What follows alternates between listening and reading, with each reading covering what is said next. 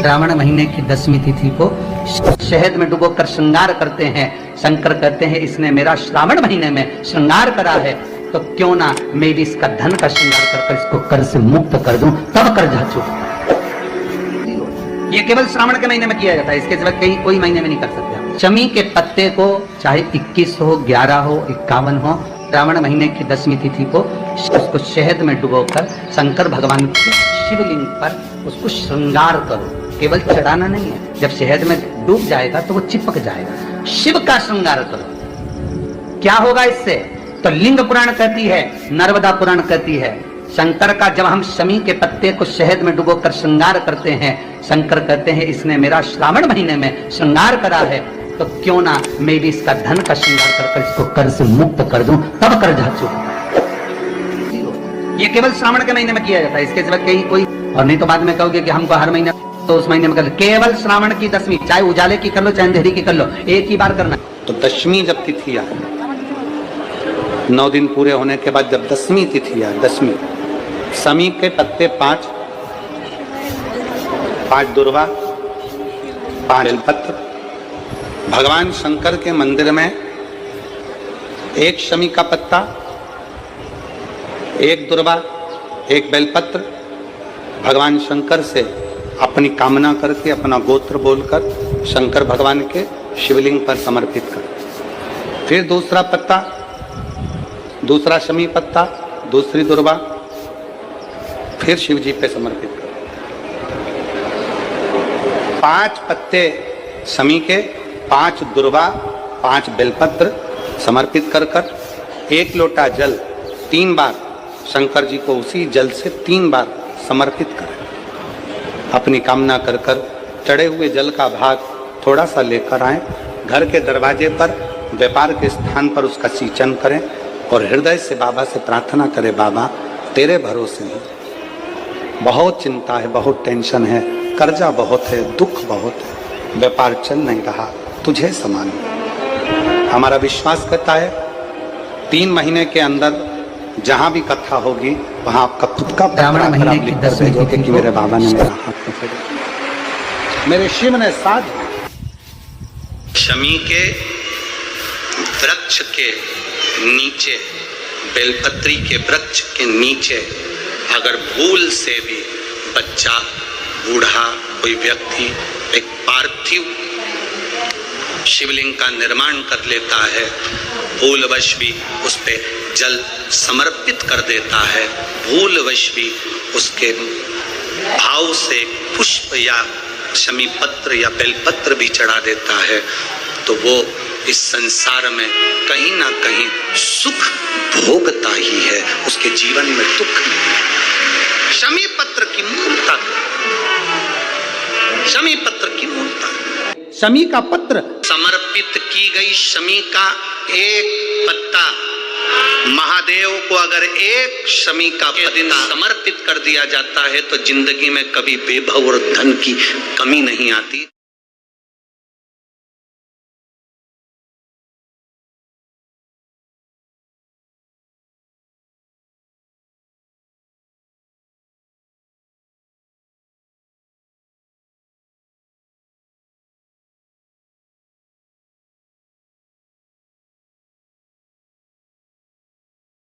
शमी के पेड़ के नीचे हम क्या कर जाएं कि हमारी कामना सिद्ध हो जाए, या बेलपत्री के पेड़ के नीचे हम क्या कर जाएं कि हमारी कामना सिद्ध हो जाए। तो शिव महापुराण में और गणेश पुराण के अंदर एक बहुत सुंदर प्रसंग, गणेश पुराण में जैसे दुर्गा का प्रसंग कहा गया, तो गणेश पुराण में शमी के पत्ते का वर्णन करा गया, तो उसमें स्पष्ट कहा गणेश पुराण में कि यदि 1 लोटा पानी, 1 कलश जल, उसमें चंदन घोलकर अक्षत के 5 दाने और पीपल के 2 पत्ते उसमें डालकर शमी के पेड़ के ऊपर उस जल को समर्पित कर आप अपनी कामना बोलकर जिस कार्य के लिए जाते हैं वो कार्य मात्र 3 दिन में सफल हो जाता है। मात्र 3 दिन लगते हैं। भारत में वर्णन आता है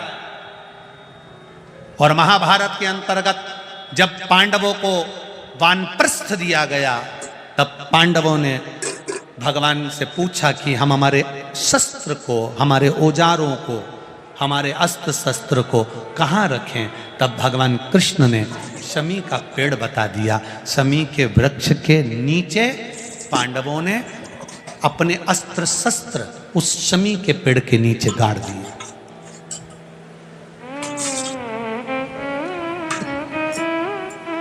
शमी के वृक्ष के नीचे अस्त्र शस्त्र को गाड़ा गया। जब वानप्रस्थ पूरा हो गया, पांडव वापिस आए। शमी के पेड़ के नीचे खोदा गया और खोदने के बाद अस्त्र शस्त्र निकाले गए और अस्त्र शस्त्र निकालकर अस्त्र शस्त्र निकालने के बाद पुनः भगवान कृष्ण ने पांडवों को दिए।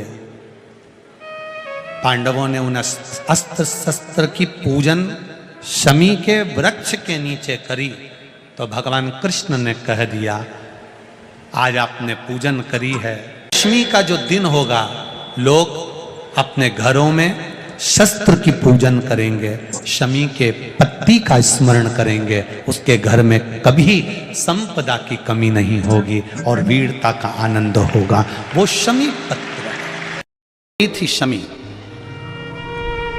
और धौम्य ऋषि के पुत्र थे मंदार। मंदार आंकड़ा पुष्प, शमी औरव ऋषि की बेटी। जब बड़ी होती चली गई तो वो औरव ऋषि की बेटी शमी ने जीवन में कुछ किया ना किया, पर एक काम औरव ऋषि की बेटी शमी करती रही कि भरण पोषण में अग्रणी रही। कोई भूखा मिल गया, औरव ऋषि की बेटी ने अपना भोजन तक दे दिया। ये बेटी का जीवन होना चाहिए।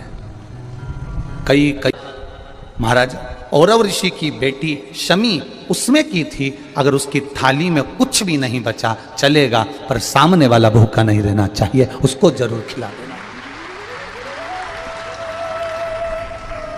ये बड़े विचित्र शब्द हैं, जरा शिव महापुराण के, इसको समझ लेना कि शमी का पेड़, जिस शमी की पत्ती में कांटे होते हैं, जिस बेलपत्र में कांटे होते हैं, और जिस आंकड़े को मंदार के फूल में वो दूध होता है कि आंख में चले जाए तो आंख बेकार हो जाती है, वो दूध होता है जो जहर का काम कर जाता है, ये सब शंकर भगवान को चढ़ रहा है।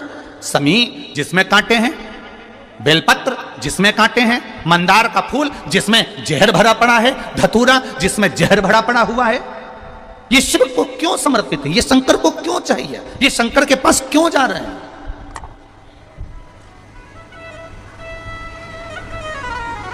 क्यों? उसका एक कारण है, सत्य बोलने वाला हमेशा बुरा होता है, हमेशा बुरा होता है। और वो सत्य बोलने वाला व्यक्ति, शमी कांटों में रमी हुई है, लदी हुई है, पर भाव शुद्ध है, उसका भाव गड़बड़ नहीं हुआ उसका। उस शिव मंदिर में जाकर मात्र शिवलिंग का स्पर्श कर लेना। आप में से कितने लोग हैं जो शंकर जी के मंदिर में जाकर चंदन की 3 उंगलियां शिवलिंग पर घुमाते हो ना, शिवलिंग पर 3 उंगली? तो ये 3 उंगली घुमाने का फल क्या है?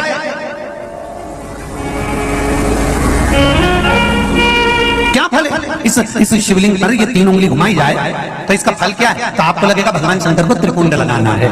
बोलो सही है गलत है? आप तो यही सोचोगे ना कि शिव जी को त्रिपुंड लगाया गया है, पर नहीं।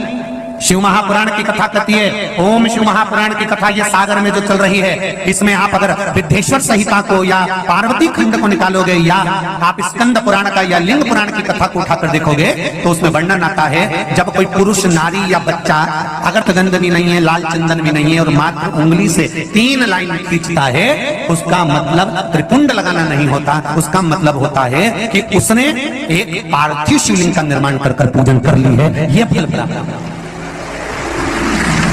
उसका फल ये प्राप्त होता है।